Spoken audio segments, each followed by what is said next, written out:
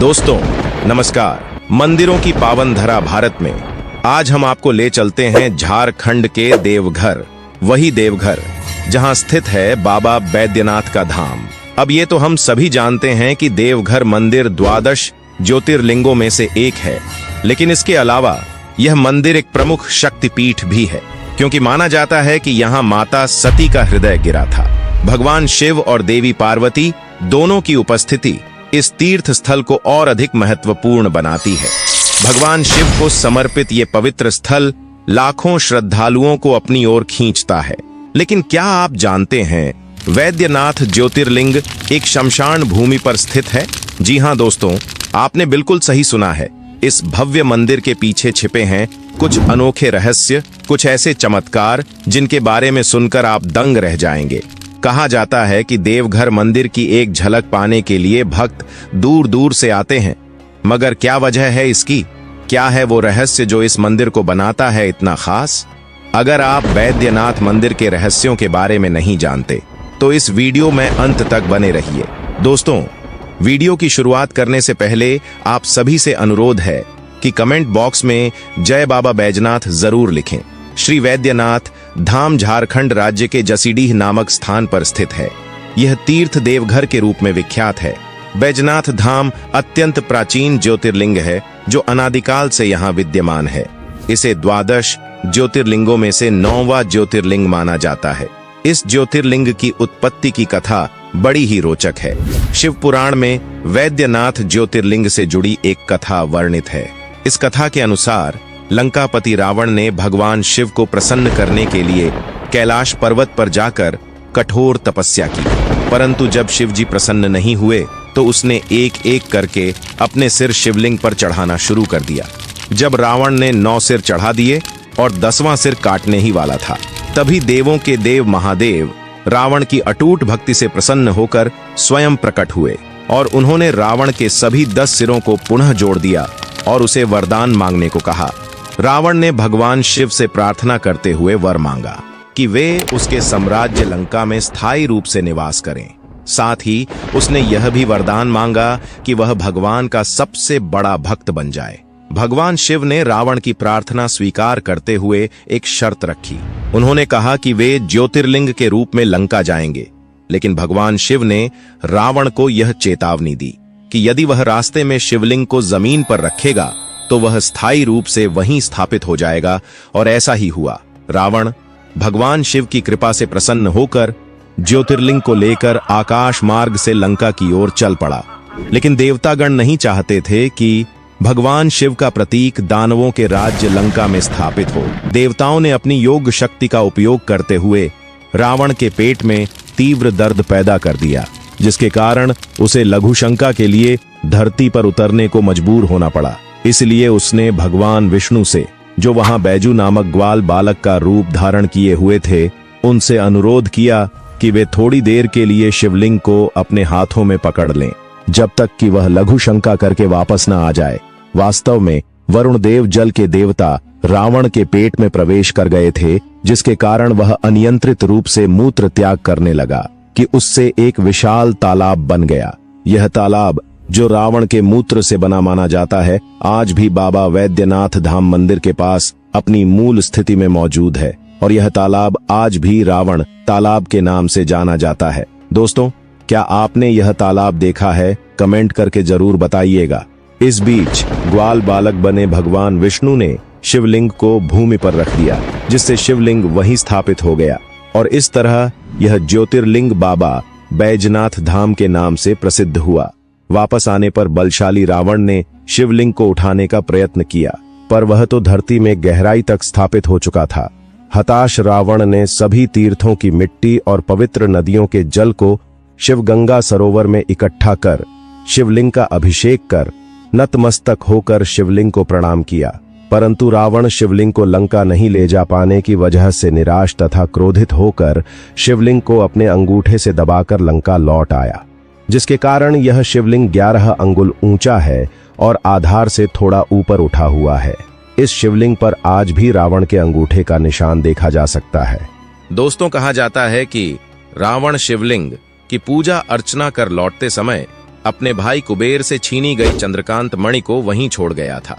इस रहस्यमयी चमत्कारी मणि की विशेषता यह है कि जैसे ही चंद्रमा की रोशनी में आता है तो मणि से जल टपकने लगता है, जिसमें कई औषधीय गुण होते हैं। लोगों का दावा है कि चंद्रकांत मणि इस मंदिर में खोजबीन के दौरान प्राप्त हुआ था। बताया जाता है कि वैद्यनाथ मंदिर में 2 चंद्रकांत मणियां थीं। इन 2 मणियों में से एक की खोज पहले ही हो चुकी है और दूसरी मणि की खोज बंद कर दी गई है ताकि किसी भी प्रकार की अशुभ घटना न घटे। दोस्तों, यहाँ 3 मंदिर है महादेव पार्वती जी के, जो परस्पर रेशमी रस्सों से जुड़े हैं, और जहां आपने अनेक शिवालयों के शिखर पर त्रिशूल देखा होगा, वहीं देवघर के मंदिर के शीर्ष पर पंचशूल स्थापित है, जो देखने में अद्भुत और दुर्लभ प्रतीत होता है। यहाँ महाशिवरात्रि के 2 दिन पहले इस पंचशूल को उतारकर विधिवत पूजा अर्चना की जाती है और शिवरात्रि से 1 दिन पहले इसे पुनः स्थापित कर दिया जाता है।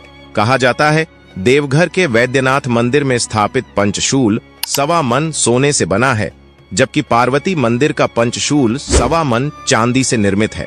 ऐसा माना जाता है कि देवघर मंदिर में स्थापित पंचशूल को सुरक्षा कवच माना जाता है।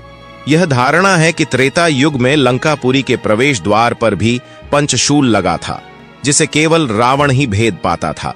देवघर मंदिर में स्थित पंचशूल को लेकर लोगों की गहरी आस्था है। उनका विश्वास है कि इसी पंचशूल के अद्भुत प्रभाव के कारण सदियों से यह पवित्र मंदिर प्राकृतिक आपदाओं से सुरक्षित रहा है। दोस्तों, आपको जानकर हैरानी होगी कि वैद्यनाथ ज्योतिर्लिंग एक शमशान भूमि पर स्थित है।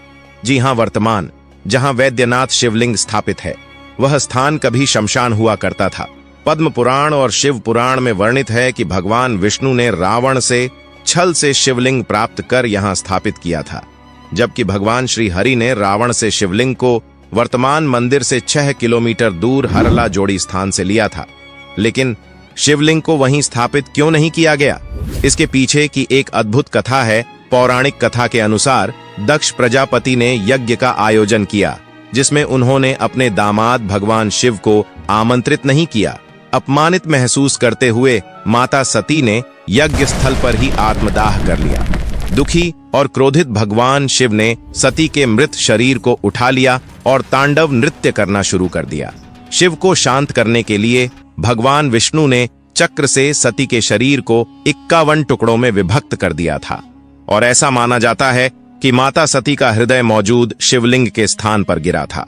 जब माता सती के हृदय का भगवान विष्णु ने दाह संस्कार करना चाहा, तो उनका हृदय अग्नि में नहीं जला, और तब आकाशवाणी हुई कि सती का हृदय शिव बिना अधूरा है। इसे पूर्ण किया जाए, इसलिए श्री हरि ने उस शिवलिंग को माता सती के हृदय पर स्थापित कर दिया, जिसे रावणेश्वर हृदयापीठ वैद्यनाथ धाम के नाम से भी पुकारा जाता है। दोस्तों, वैद्यनाथ धाम पर नाग मुकुट देवघर जेल के कैदियों द्वारा बनाया जाता है। यह सुनकर आपको जरूर आश्चर्य हुआ होगा कि वैद्यनाथ मंदिर के लिए नाग मुकुट, जो फूल, बेलपत्र आदि से निर्मित होते हैं, उसे देवघर जेल के कैदियों द्वारा बनाए जाते हैं। यह परंपरा अंग्रेजों के जमाने से चली आ रही है। जेल के अधिकारी बताते हैं कि एक बार अंग्रेज जेलर के बेटे की तबीयत बिगड़ गई थी और दवाओं का कोई असर नहीं हो रहा था। किसी ने उसे वैद्यनाथ मंदिर में नाग मुकुट चढ़ाने का सुझाव दिया। तब जेलर ने ऐसा किया और उसका पुत्र स्वस्थ हो गया। तब से जेलर ने कैदियों द्वारा बनाए गए नाग मुकुट मंदिर में भेजने शुरू कर दिए। इसके लिए जेल में एक विशेष कक्ष बनाया गया, जिसे बाबा कक्ष कहा जाता है।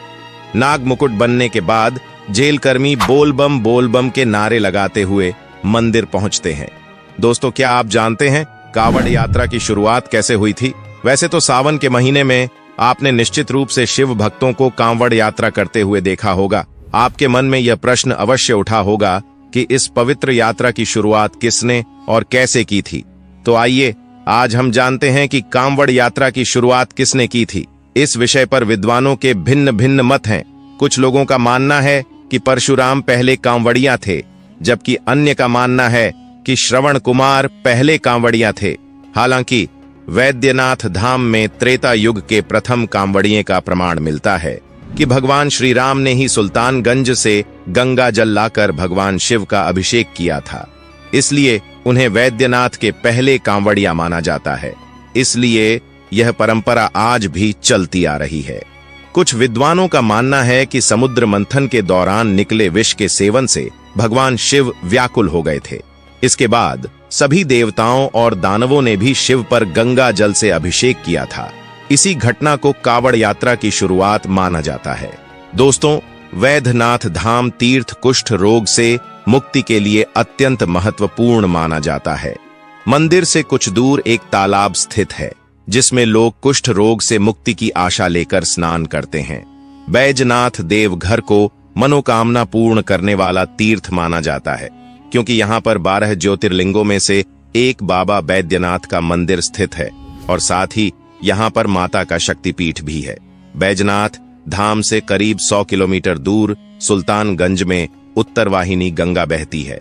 ऐसी मान्यता है कि यहाँ से गंगा जल लाकर बैजनाथ धाम में भगवान शिव पर चढ़ाने से मनोवांछित फल प्राप्त होते हैं।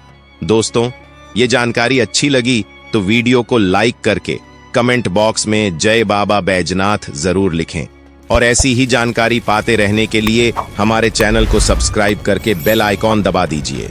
मिलते हैं अगले एक और दिलचस्प वीडियो में, तब तक के लिए हर हर महादेव।